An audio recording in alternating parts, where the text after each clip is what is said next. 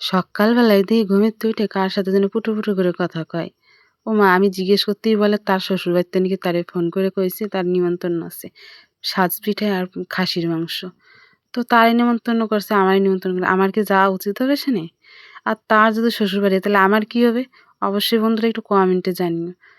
তো খাওয়াটা তো আর মিস করা যায় না, নিমন্ত্রণ করুক বা না করুক। খাওয়া বলে কথা। তাই আমি আর মিস করিনি। বরের হাত ধরে শাড়ি পরে চলে গেলাম তার শ্বশুরবাড়ি।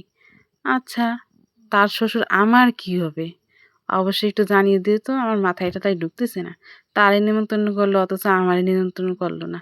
যাই হোক, যাওয়ার সাথে, সাথে আমার কাজে লাগাই দিছে। আমার নাকি এখন চাল কুটতে হবে। চাল ধুইয়ে, ঝরাইয়া, চাল কুটে আবার মাংস রান্না করতে হবে। কও তাও আবার এক পদের মাংস না, ২ রকমের মাংস। ওই যে একদল আছে যারা পোল্ট্রির মাংস খায়, খাসির মাংস খায় না। তারা খাসির মাংসের গন্ধ শুকলে নাক ছিটকায়। তাদের জন্য আলাদা করে আবার পোল্ট্রির মাংস রান্না করতে হবে। আর এদের খাসির মাংস রান্না ২ দলে ভাগ হইছে। একদল হচ্ছে খাসি, একদল হচ্ছে পোল্ট্রি। তো এদিকে পোল্ট্রির মাংসও রান্না করতেছি, আরেকদিকে খাসির মাংসও বসাইছি। ২ টা ২ পাশের কড়াইতে বসাইছি। তবে ২ টা খুন্তি আলাদা, ২ টা কড়াই আলাদা, ঢাকনা সব আলাদা।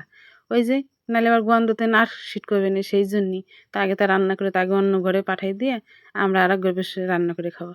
আর এই যে দেখো, দেখো রান্না কমপ্লিট হয়ে গেছে। কত সুন্দর কালার হয়েছে না? হ্যাঁ, আমার রান্না না হতে আরেক দল খাইতে বসে গেছে।